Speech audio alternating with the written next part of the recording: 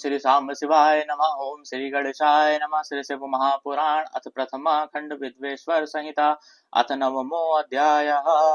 महेश्वर का ब्रह्मा और विष्णु को अपने निष्कल और सकल स्वरूप का परिचय देते हुए लिंग पूजन का महत्व बताना। नंदिकेश्वर बोले, वे दोनों ब्रह्मा और विष्णु भगवान शंकर को प्रणाम करके दोनों हाथ जोड़कर उनके दाएं बाएं भाग में चुपचाप खड़े हो गए। फिर उन्होंने वहां साक्षात प्रकट पूजनीय महादेव जी को कुटुंब सहित श्रेष्ठ आसन पर स्थापित करके पवित्र पुरुष वस्तुओं द्वारा उनका पूजन किया। दीर्घ काल तक अविकृत भाव से सुस्थित रहने वाली वस्तुओं को पुरुष वस्तु कहते हैं और अल्प काल तक ही टिकने वाली वस्तुएं प्राकृत वस्तु कहलाती हैं। इस प्रकार वस्तु के ये दो भेद जानने चाहिए। किन पुरुष वस्तुओं से उन्होंने भगवान शिव का पूजन किया, यह बताया जाता है।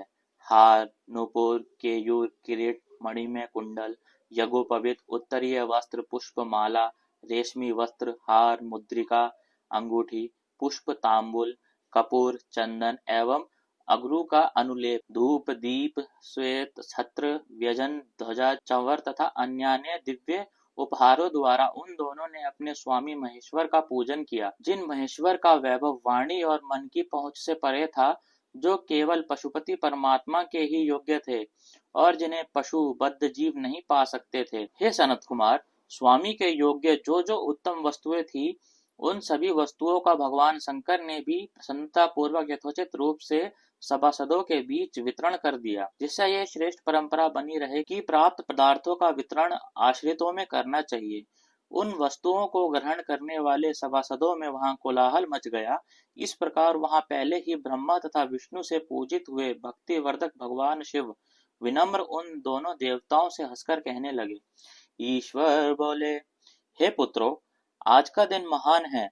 इसमें तुम्हारे द्वारा जो आज मेरी पूजा हुई है, इससे मैं तुम लोगों पर बहुत प्रसन्न हूँ। इसी कारण यह दिन परम पवित्र और महान से महान होगा। आज की यह तिथि शिवरात्रि के नाम से विख्यात होकर मेरे लिए परम प्रिय होगी। इस समय जो मेरे लिंग, निष्कल अंग, आकृति से रहित निराकार स्वरूप के प्रतीक और वेर सकल साकार रूप के प्रतीक विग्रह की पूजा करेगा, वह पुरुष जगत की सृष्टि और पालन आदि कार्य भी कर सकता है। जो शिवरात्रि को दिन रात निराहार एवं जितेंद्रिय रहकर अपनी शक्ति के अनुसार निष्कपट भाव से मेरी यथोचित पूजा करेगा, उसको मिलने वाले फल का वर्णन सुनो। 1 वर्ष तक निरंतर मेरी पूजा करने पर जो फल मिलता है, वह सारा फल केवल शिवरात्रि को मेरा पूजन करने से मनुष्य तत्काल प्राप्त कर लेता है। जैसे पूर्ण चंद्रमा का उदय समुद्र की वृद्धि का अवसर है, उसी प्रकार यह शिवरात्रि तिथि मेरे धर्म की वृद्धि का समय है। इस तिथि में मेरी स्थापना आदि का मंगल में उत्सव होना चाहिए। हे वत्सो, पहले मैं जब ज्योतिर्मय स्तंभ रूप से प्रकट हुआ था, उस समय मार्गशीर्ष मास में आर्द्रा नक्षत्र था। अतः जो पुरुष मार्गशीर्ष मास में आर्द्रा नक्षत्र होने पर मुझ उमापति का दर्शन करता है अथवा मेरी मूर्ति या लिंग की ही झांकी का दर्शन करता है, वह मेरे लिए कार्तिकेय से भी अधिक प्रिय है। उस शुभ दिन मेरे दर्शन मात्र से पूरा फल प्राप्त होता है। यदि दर्शन के साथ साथ मेरा पूजन भी किया जाए तो उसका अधिक फल प्राप्त होता है, जिसका वाणी द्वारा वर्णन नहीं हो सकता। इस रणभूमि में मैं लिंग रूप से प्रकट होकर बहुत बड़ा हो गया था, अतः उस लिंग के कारण यह भूतल लिंग स्थान के नाम से प्रसिद्ध हुआ। हे पुत्रों, जगत के लोग इसका दर्शन और पूजन कर सकें, इसके लिए यह अन्यादि और अनंत ज्योति स्तंभ अत्यंत छोटा हो जाएगा। यह लिंग सब प्रकार के भोगों को सुलभ करने वाला और भोग तथा मोक्ष का एकमात्र साधन होगा। इसका दर्शन, स्पर्श तथा ध्यान प्राणियों को जन्म और मृत्यु से छुटकारा दिलाने वाला होगा। अग्नि के पहाड़ जैसा जो यह शिवलिंग यहाँ प्रकट हुआ है, इसके कारण यह स्थान अरुणाचल नाम से प्रसिद्ध होगा। यहाँ अनेक प्रकार के बड़े बड़े तीर्थ प्रकट होंगे। इस स्थान में निवास करने या मरने से जीवों का मोक्ष हो जाएगा। रथोत्सव आदि के आयोजन से यहाँ सर्वत्र अनेक लोग कल्याणकारी रूप से निवास करेंगे। इस स्थान पर किया गया दान, हवन तथा जप, यह सब करोड़ गुना फल देने वाला होगा। यह क्षेत्र मेरे सभी क्षेत्रों में श्रेष्ठतम होगा। यहाँ मेरा स्मरण करने मात्र से प्राणियों की मुक्ति हो जाएगी। अतः यह परम रमणीय क्षेत्र अति महत्वपूर्ण है। यह सभी प्रकार के कल्याणों से पूर्ण, शुभ और सबको मुक्ति प्रदान करने वाला होगा। इस लिंग में मुझ लिंगेश्वर की अर्चना करके मनुष्य शालोक्य, समीप्य, सारूप्य, श्राष्टि और सायुज्य, इन पांचों प्रकार की मुक्तियों का अधिकार प्राप्त कर लेगा। आप लोगों को भी शीघ्र ही सभी मनोवांछित फल प्राप्त होंगे।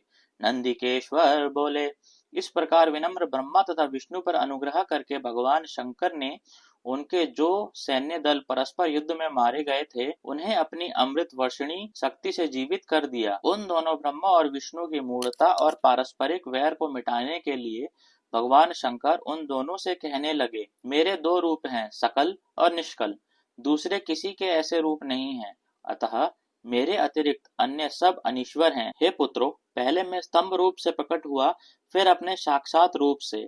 ब्रह्म भाव मेरा निष्कल रूप और महेश्वर भाव सकल रूप है। ये दोनों मेरे ही सिद्ध रूप हैं, मेरे अतिरिक्त किसी दूसरे के नहीं हैं। इस कारण तुम दोनों का अथवा अन्य किसी का भी ईश्वरत्व कभी नहीं है। अज्ञान के कारण तुम दोनों को जो यह ईशत्व का आश्चर्यजनक अभिमान उत्पन्न हो गया था, उसे दूर करने के लिए ही मैं इस रणभूमि में प्रकट हुआ हूँ।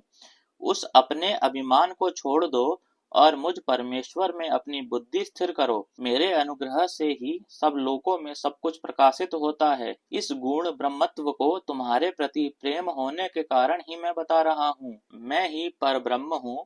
कल सगुण और अकल निर्गुण, ये दोनों मेरे ही स्वरूप हैं। मेरा स्वरूप ब्रह्म रूप होने के कारण मैं ईश्वर भी हूँ। जीवों पर अनुग्रह आदि करना मेरा कार्य है। हे ब्रह्मा और केशव, सबसे बृहत और जगत की वृद्धि करने वाला होने के कारण मैं ब्रह्म हूँ। हे पुत्रों, सर्वत्र समरूप से स्थित और व्यापक होने से मैं ही सबकी आत्मा हूँ। अन्य सभी जीव अनात्म रूप हैं, इसमें संदेह नहीं है। सर्ग से लेकर अनुग्रह तक आत्मा या ईश्वर से भिन्न जो जगत संबंधी पांच कृत्य हैं, वे सदा मेरे ही हैं। मेरे अतिरिक्त दूसरे किसी के नहीं हैं, क्योंकि मैं ही सबका ईश्वर हूँ। पहले मेरी ब्रह्म रूपता का बोध कराने के लिए निष्कल लिंग प्रकट हुआ था, फिर तुम दोनों को अज्ञात ईश्वरत्व का स्पष्ट साक्षात्कार कराने के लिए मैं साक्षात जगदीश्वर ही सकल रूप में तत्काल प्रकट हो गया। अतः मुझ में जो ईशत्व है उसे ही मेरा सकल रूप जानना चाहिए, तथा जो यह मेरा निष्कल स्तंभ है वह मेरे ब्रह्म रूप का बोध कराने वाला है। हे पुत्रों, लिंग लक्षण युक्त होने के कारण यह मेरा ही लिंग चिन्ह है। तुम दोनों को प्रतिदिन यहाँ रहकर इसका पूजन करना चाहिए। यह मेरा ही स्वरूप है और मेरे सामीप्य की प्राप्ति कराने वाला है। लिंग और लिंगी में नित्य अभेद होने के कारण मेरे इस लिंग का महान पुरुषों को भी पूजन करना चाहिए। हे वत्स, जहाँ जहाँ जिस किसी ने मेरे लिंग को स्थापित कर लिया, वहां मैं अप्रतिष्ठित होने पर भी प्रतिष्ठित हो जाता हूँ। मेरे एक लिंग की स्थापना करने का फल मेरी सम्मानता की प्राप्ति बताया गया है। एक के बाद दूसरे शिवलिंग की भी स्थापना कर दी गई, तब फल रूप से मेरे साथ एकत्व सायुज्य मोक्ष रूप फल प्राप्त होता है। प्रधानतया शिवलिंग की ही स्थापना करनी चाहिए। मूर्ति की स्थापना उसकी अपेक्षा गौण है।